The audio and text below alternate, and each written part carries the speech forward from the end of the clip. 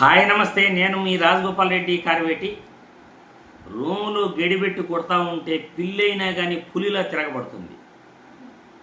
వైఎస్ఆర్సీపీ నాయకుల్ని గత 9 నెలలుగా కూడా కూటమి ప్రభుత్వం, అధికార పార్టీ నాయకులు వాళ్ళని బెదిరించటం, దౌర్జన్యాలు చేయటం, ఇళ్ళకెళ్ళి గొడవ చేయటం, పల్లెల్లో అయితే ఏకంగా గ్రామాలను వదిలి వెళ్ళిపోవాలని కొట్టడం కూడా జరిగింది. ఇవన్నీ భరిస్తూ వచ్చారు. కానీ ఎంతకాలం భరిస్తారు? గదిలో వేసుకొని కంటిన్యూగా కొడుతూ ఉంటే పిల్లైనా కానీ పులిలా తిరగబడుతుంది అన్నట్లు వైఎస్ఆర్సీపీ నాయకులు కూడా ఎదురు తిరగటం మొదలుపెట్టారు. టీడీపీ నాయకుల దౌర్జన్యాలకు, వాళ్ళ యొక్క గోండాగిరికి ఏమాత్రం కూడా భయపడకుండా గురువారం జరిగిన స్థానిక ఉప ఎన్నికలలో 57 స్థానాలలో మొత్తం 50 స్థానాలకు ఎన్నిక జరిగితే అందులో 39 స్థానాలను వైఎస్ఆర్సీపీ గెలుచుకుంది. 6 స్థానాలు మాత్రమే టీడీపీ గెలుచుకోగా, 1 జనసేన, 1 బీజేపీ, 1 ఇండిపెండెంటు, మరొకరు వైఎస్ఆర్సీపీ రెబల్ క్యాండిడేట్ గెలుచుకున్నారు.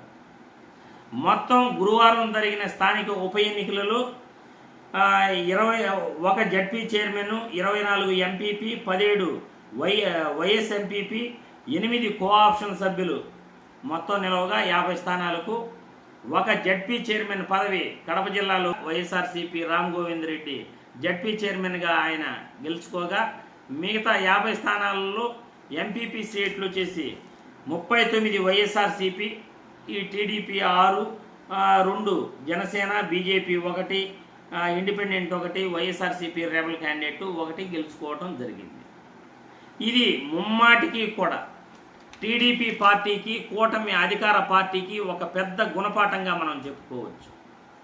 ముఖ్యంగా చెప్పుకోవాల్సింది, అధికార పార్టీ దౌర్జన్యాలకు, అధికార పార్టీ బెదిరింపులకు లొంగకుండా ప్రకాశం జిల్లాలోని త్రిపురాంతకంలో టీడీపీకి దిమ్మ తిరిగేలా షాక్ ఇవ్వడం జరిగింది. ఒక ఎంపీటీసీ సభ్యురాలు సృజన, ఆమెను హైదరాబాద్ నుండి తీసుకొచ్చి 2 రోజులు బయట ప్రపంచం ఏం జరుగుతూ ఉందో కూడా తెలియకుండా రూమ్లో బంధించి పెట్టారు. ఎలక్షన్ జరిగే టయానికి నిన్న ఆమెని తీసుకొచ్చారు. కానీ ఆమె టీడీపీ ప్రలోభాలకు ఏమాత్రం కూడా లొంగకుండా ఎంపీపీ ఉప ఎన్నికలలో టీడీపీ మద్దతు వర్గంతో వచ్చిన ఆమె వైఎస్ఆర్సీపీ అభ్యర్థిని ఆళ్ల సుబ్బమ్మకు మద్దతుగా ఒక్కసారిగా హాల్లోకి రాగానే ఆమె చేయెత్తింది. అక్కడ నివ్వెరపోయిన కోట్ల సుబ్బారెడ్డి వెంటనే గట్టిగా కేకలు వేస్తూ ఆమె చున్నీ లాగటం జరిగింది. వెంటనే కెమెరాలు క్లిక్ అనిపించాయి, వీడియోలు తీసాయి. టీడీపీ నాయకుల దౌర్జన్యాలకు ఇది దుశ్శాసన పర్వంగా మనం భావించవచ్చు అంటూ సాక్షిలో కథనం కూడా వచ్చింది. ఎందుకంటే ఒక మహిళను చున్నీ పట్టుకొని లాగటం అంటే సామాన్యమైన విషయం కాదు. ఇది దుశ్శాసన పర్వమే అని చెప్పుకోవచ్చు. మహాభారతంలో దుశ్శాసన పర్వంలో ద్రౌపదిని ఎలా కౌరవులు హింసించారో, అదేవిధంగా ఇక్కడ టీడీపీ పార్టీ నాయకులు తమ పార్టీ మద్దతుదారులకు ఓటు వేయలేదని ఎంపీటీసీ సభ్యురాలు సృజనపై గట్టిగా కేకలు వేస్తూ ఆమె చున్నీ పట్టుకుని లాగటం అక్కడ అందరినీ కూడా భయభ్రాంతులను చేసింది.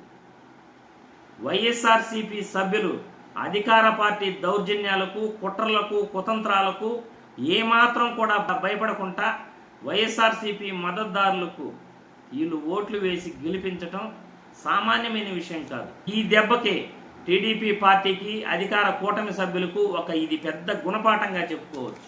రాబోయే ముందు కూడా ఎలక్షన్స్లో ఇదే విధంగా వైఎస్ఆర్సీపీ సభ్యులు ఒకటిగా ముందుకెళ్తే మాత్రం టీడీపీకి ఘోర పరాజయం తప్పదు అని మనం తెలుసుకోవాలి.